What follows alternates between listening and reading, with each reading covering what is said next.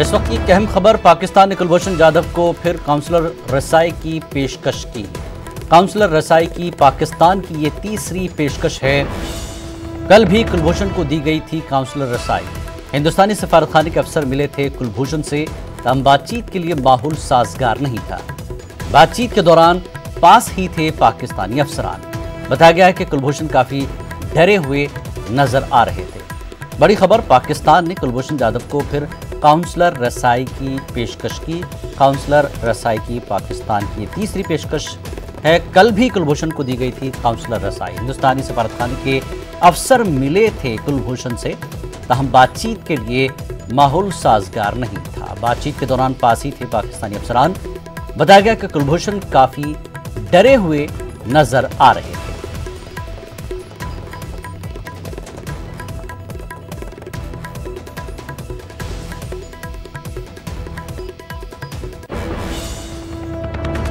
और आगे बढ़ेंगे। वज़ीर दिफा राजनाथ सिंह ने लद्दाख किले में फौजी जवानों से खिताब किया और कहा कि हम अपने जवानों की शहादत नहीं भूलेंगे और अपनी खुददारी पर वार बर्दाश्त नहीं करेंगे। साथ ही उन्होंने ये भी कहा कि हिंदुस्तान की 1 इंच ज़मीन कोई नहीं छू सकता। हर हमले का मुंह तोड़ जवाब दिया जाएगा।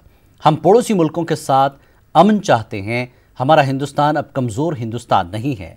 साथ ही राजनाथ सिंह ने हिंद चीन सरहदी तनाज़े पर कहा कि बातचीत से हल करने की कोशिश जारी है, लेकिन तनाज़ा किस हद तक हल होगा इसकी गारंटी नहीं दे सकता। कि 1 इंच जमीन को भी दुनिया की कोई ताकत छू नहीं सकती है, उस पर कब्जा नहीं कर सकती।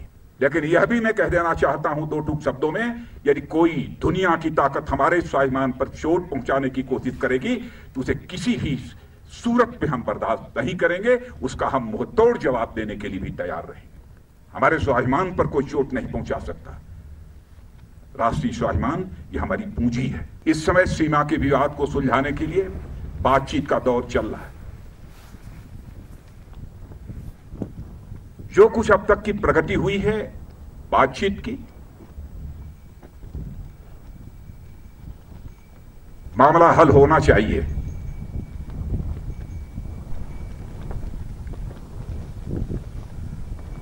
लेकिन कहां तक हल होगा अभी इस संबंध में मैं पूरे कोई गारंटी नहीं दे सकता हूं। और जम्मू कश्मीर के नागनाथ चिमर कुलगाम में सिक्योरिटी एहलकारों और मिलिटेंटों के दरमियान आज सुबह शुरू हुआ इनकाउंटर 3 मिलिटेंटों की हलाकत के साथ खत्म हुआ। इस इनकाउंटर में 3 मिलिटेंट मारे गए। फायरिंग के तबादले के दौरान 3 फौजी जवान जख्मी भी हुए, जिन्हें आर्मी अस्पताल मुंतकिल कर दिया गया है। मारे गए मिलिटेंटों का ताल्लुक जैश से है और इनमें से एक टॉप टेररिस्ट कमांडर भी शामिल है, जो अपने पाकिस्तानी हैंडलर से बरह रास्त हिदायत लेने वाला IED माहिर था और हालिया अरसे में सिक्योरिटी फोर्सेस के खिलाफ मुतादिद IED कोशिशों समेत बड़े पैमाने पर हमलों का जिम्मेदार भी था। कल रात में कुलगांव पुलिस को इंफॉर्मेशन मिला था कि चिमर विलेज में 3 टेररिस्ट छिपे हुए हैं। कुलगांव पुलिस, आर्मी और CRP ने कॉर्डन डाला और आज मॉर्निंग में जब सर्च शुरू किया तो इनकाउंटर शुरू हुआ, जिसमें हमारे आर्मी के 3 जवान जख्मी हो गए और 3 टेररिस्ट मारे गए। 2 का अभी तक पहचान नहीं हुआ है। एक मिलिटेंट का पहचान हुआ जो बहुत फेमस था, जैश का कमांडर वलीद भाई, पाकिस्तान का है और पिछले 1.5 साल से यहाँ एक्टिव है और ये IED एक्सपर्ट भी है। अभी तक हमारे कॉर्डन से इनकाउंटर से 4 बार भागने में कामयाब होगा। रिसेंटली जो इनकाउंटर में भाग गया था उसमें ये सब पिका गन, जो मशीन गन था, मिला था हम लोगों को। ये मोस्ट वांटेड टेररिस्ट था। झारखंड के वजीर आला हेमंत सोरेन को जान से मारने की धमकी मिली है। बताया जाता है कि CM सोरेन को 2 धमकी आमेज ईमेल मौसूल हुए हैं। साइबर सेल की टीम जांच में जुट गई है।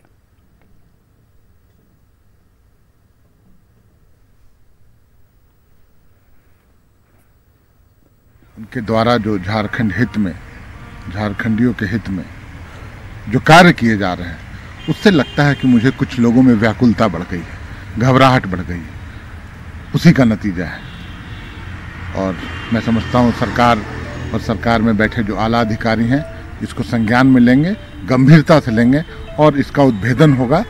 जो लोग भी इस साजिश में शामिल होंगे उनको बेनकाब किया जाएगा और कानून काम करेगी अपना। मध्य प्रदेश में कोरोना के बढ़ते कहर के बीच असेंबली सेशन को मुलतवी करने का फैसला किया गया है। प्रोटेम स्पीकर रामेश्वर शर्मा के जरिए बुलाई गई मीटिंग में इत्तेफाक राय से असेंबली सेशन को मुलतवी करने का फैसला किया गया। मीटिंग में सीएम शिवराज सिंह और वजीर दाखिला के अलावा अपोजिशन से साबिक सीएम कमलनाथ और डॉक्टर गोविंद सिंह और दूसरी पार्टियों के लीडरान ने शिरकत की थी। वाज़ेह के 20 जुलाई से एमपी असेंबली का मॉनसून सेशन शुरू होने था। असेंबली सेशन मुलतवी किए जाने के बारे में वजीर बराए पार्लिमानी उमूर डॉक्टर निरोत्तम मिश्रा कुछ इस तरह से जवाब देते आए।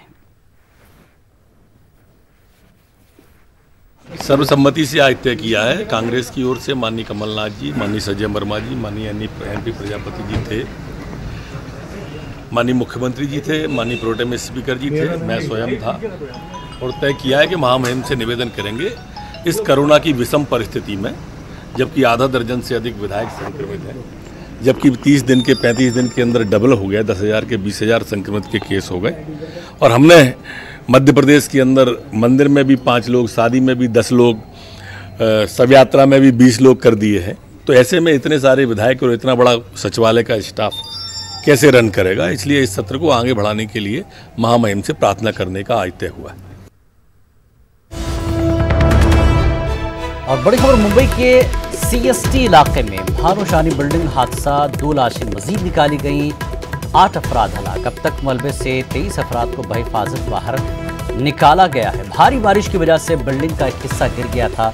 कल वजीर आला उद्धव ठाकरे ने मौके पर पहुंचकर हादसे का जायजा लिया था।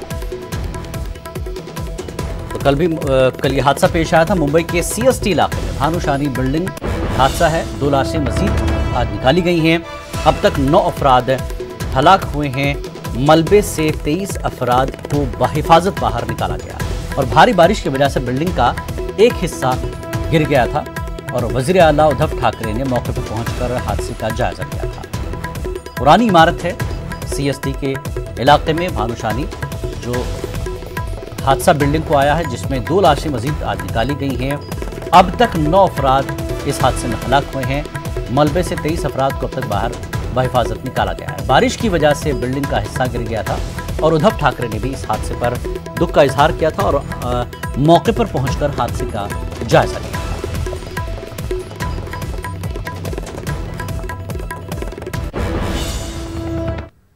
उत्तर प्रदेश में शनिचर और इतवार को लॉकडाउन नाफिज किया जाएगा, लेकिन कानपुर में आज से ही जिला अफसर ने पाबंदियां आयद कर रखी हैं। हमारे नुमाइंदा संदीप सविता ने हालात का जायजा लिया। बढ़ते कोरोना संक्रमण को देखते हुए उत्तर प्रदेश में मिनी लॉकडाउन की व्यवस्था की गई है, जिसके अनुसार शनिवार और इतवार को लॉकडाउन पूरी तरह से रहेगा, लेकिन कानपुर में कुछ अलग इंतजामात किए गए हैं। कानपुर जिलाधिकारी ने आज से ही बाज़ारों को बंद करने के आदेश दिए हैं। आप देख सकते हैं कि किस तरह से बाज़ारें पूरी तरह से बंद हैं और बाज़ारों में चाहे वो थोक बाज़ार हों, चाहे वो फुटकर बाज़ार हों, सभी बाज़ार आज बंद रहेंगी। लेकिन लॉकडाउन की बात की जाए तो आज से लॉकडाउन नहीं लगेगा, लोग आ जा सकेंगे। सड़क पर आप देख सकते हैं कि अपने कामों के लिए लोग निकल रहे हैं, लेकिन बाज़ारें बंद की गई हैं। फ्राइडे यानी आज के दिन केवल रेस्टोरेंट, होटल और ज़रूरी सामान की दुकानें खुली रहेंगी, इसकी व्यवस्था की गई है। तो इस तरह से कानपुर में जिस तरह से ये नियम लागू किया गया है वो यूपी भर से अलग है। कानपुर से संदीप सविता, न्यूज़ 18 उर्दू। और इस वक्त दिल्ली से एक अहम खबर आ रही है। दिल्ली में 9 अपोजिशन जमातों की मीटिंग खत्म हुई है। इलेक्शन कमीशन से अपोजिशन की 9 पार्टियों की ये मांग कि बिहार में असेंबली इंतखाबात का फैसला कमीशन पर छोड़ा है। वर्चुअल और डिजिटल तशहीर पर निगरानी की मांग की गई है। इंतखाबी तशहीर में सभी पार्टियों को मसावी इख्तियारात की मांग की गई है। आज की इस मीटिंग में दिल्ली में 9 अपोजिशन जमातों की मीटिंग थी। इलेक्शन कमीशन से अपोजिशन की 9 पार्टियों ने मांग की कि बिहार असेंबली इंतखाबात का फैसला फिलहाल कमीशन पर छोड़ा गया है। वर्चुअल और डिजिटल तशहीर पर निगरानी की इस मीटिंग में मांग की गई है और इंतखाबी तशहीर में सभी पार्टियों को मसावी इख्तियारात की मांग की गई है।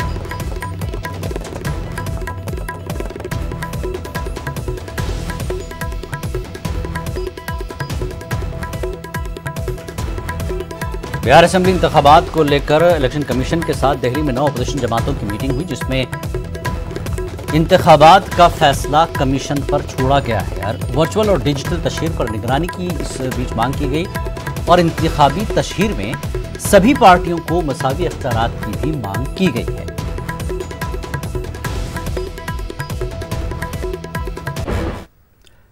और यहां रुकेंगे एक ब्रेक के लिए। ब्रेक के बाद जल्द हाजिर होते हैं।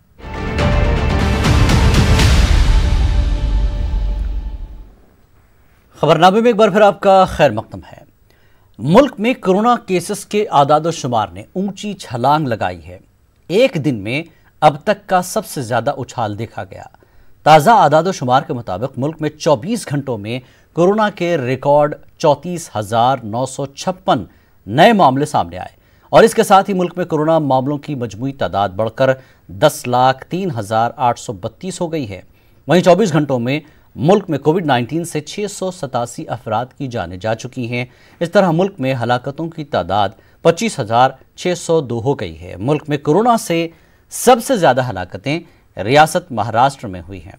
महाराष्ट्र में अब तक कोरोना से कुल 11,194 लोगों की जानें जा चुकी हैं, जबकि महाराष्ट्र में कोरोना मामलों की मजमूई तादाद 2,84,281 हो गई है।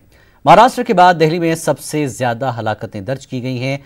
दिल्ली में कोरोना से अब तक 3,545 कोरोना मरीजों की जानें जा चुकी हैं, जबकि कोरोना मामलों की तादाद बढ़कर 1,18,645 हो गई है। महाराष्ट्र और दिल्ली के बाद कोरोना से सबसे ज़्यादा हलाकतें जनूबी रियासत तमिलनाडु में हुई हैं।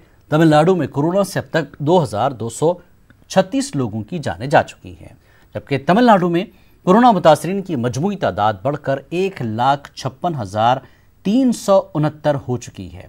वहीं गुजरात में अब तक 2,089 कोरोना मरीजों की मौत हो चुकी है।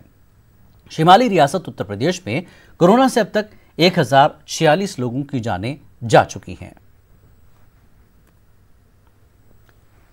कोरोना वायरस ने दुनिया के बड़े हिस्से को अपनी लपेट में ले लिया है। हर दिन कोरोना मुतासरीन और इससे होने वाली अमवात का आंकड़ा बढ़ता जा रहा है। इस वबा से निजात पाने के लिए पूरी दुनिया कोरोना वैक्सीन का इंतजार कर रही है। हिंदुस्तान, अमेरिका, बरतानिया, चीन और रूस समेत दुनिया भर के माहिरीन और साइंसदान वैक्सीन की तैयारी में लगे हुए हैं। एक रिपोर्ट। कोरोना वैक्सीन कहां तक पहुंचा ट्रायल? कब खत्म होगा इंतजार?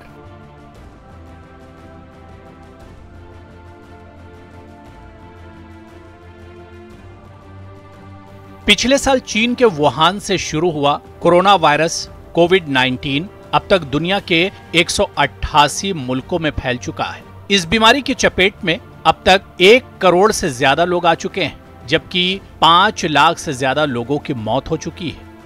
लेकिन अब तक इस वबा की रोकथाम के लिए कोई वैक्सीन नहीं बन पाया है। हालांकि कोविड-19 पर काबू पाने के लिए वैक्सीन बनाने के लिए मौजूदा वक्त में 120 मेडिकल टीमें दुनिया भर के अलग अलग हिस्सों में रिसर्च में लगी हुई हैं।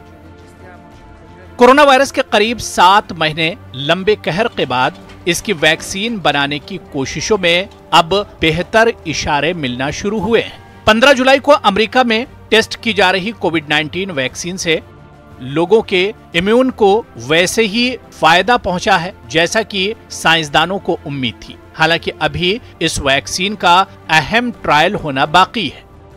अब 27 जुलाई से इस वैक्सीन का सबसे अहम पड़ाव शुरू होगा। 30,000 लोगों पर इसका ट्रायल किया जाएगा और पता किया जाएगा कि क्या ये वैक्सीन वाकई कोविड-19 से इंसानी जिस्म को बचा सकती है।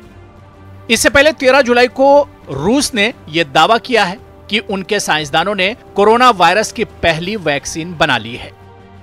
इधर Indian council of medical research के डायरेक्टर ने मीडिया से बताया है कि कोरोना को लेकर हिंदुस्तान में 2 वैक्सीन पर काम चल रहा है। इनके मुताबिक इन वैक्सीनों को चूहे और खरगोश पर किया गया तजुर्बा कामयाब रहा है। इसके बाद हिंदुस्तान के ड्रग्स कंट्रोलर जनरल ने इस वैक्सीन के ह्यूमन ट्रायल की मंजूरी दे दी है। अब इन दोनों वैक्सीन के ह्यूमन ट्रायल की तैयारी चल रही है। वैक्सीन बनाने के लिए दोनों दावेदार अपने अपने क्लिनिकल ट्रायल की जगह तैयार कर चुके हैं। दोनों जगहों पर 1,000 लोगों पर वैक्सीन का ट्रायल किया जाएगा। वैसे मोटे तौर पर अंदाजा लगाया जा रहा है कि अगर जल्दी से वैक्सीन मिल भी गया तो इस साल के आखिर तक ही मिल पाएगा। हालांकि WHO के चीफ कई बार वैक्सीन बनाए जाने को लेकर नाउम्मीदी भी जाहिर कर चुके हैं। उम्मीद है कि दुनिया की आबादी का एक बड़ा हिस्सा कोरोना वायरस की चपेट में आ सकता है। ऐसे में वैक्सीन इन लोगों को कोरोना वायरस की चपेट में आने से बचा सकता है। कोरोना वायरस की वैक्सीन बन जाने से वबा एक झटके में खत्म तो नहीं होगी, लेकिन तब तक लॉकडाउन को हटाया जाना खतरनाक नहीं होगा। कोविड-19 की वैक्सीन को तैयार करने की तमाम कोशिशें चल रही हैं, लेकिन अभी भी इस जानिब काफी कुछ किए जाने की जरूरत है। Bureau report, news 18 Urdu. Corona से पूरी दुनिया परेशान है। लॉकडाउन फिर से धीरे धीरे पूरे मुल्क में नाफिज किया जा रहा है।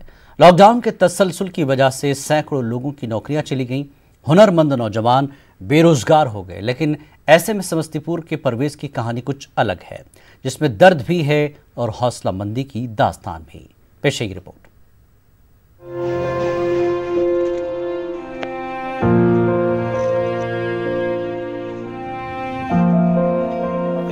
चूड़ियों की चमक और खूबसूरती दीदा ज़ेब होती है।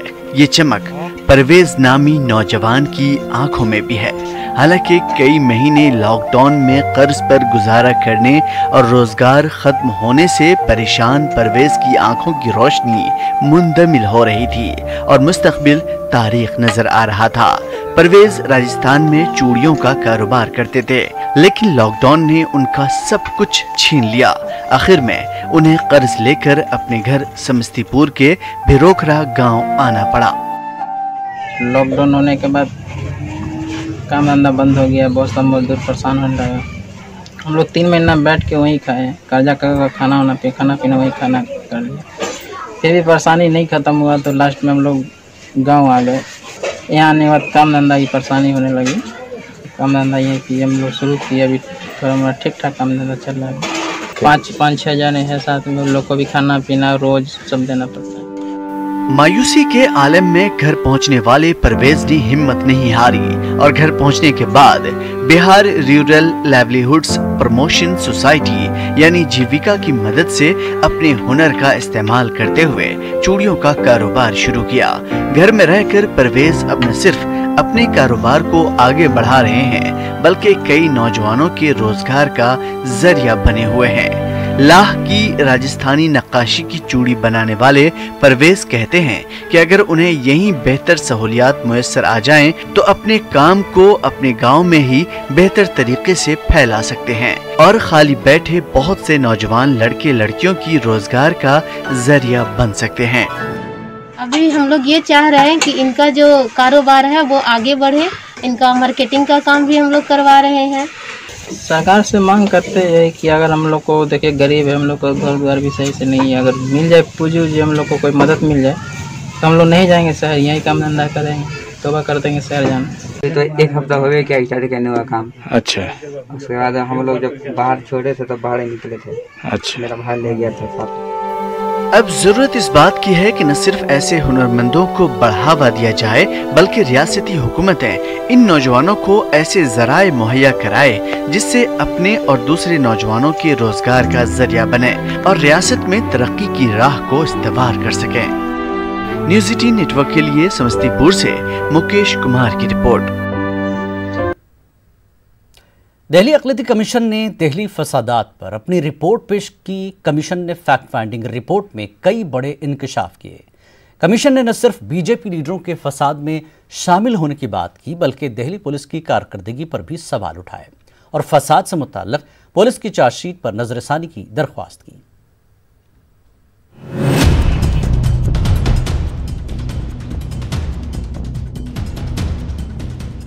दिल्ली फसादात पर दिल्ली अक़लियती कमीशन की रिपोर्ट।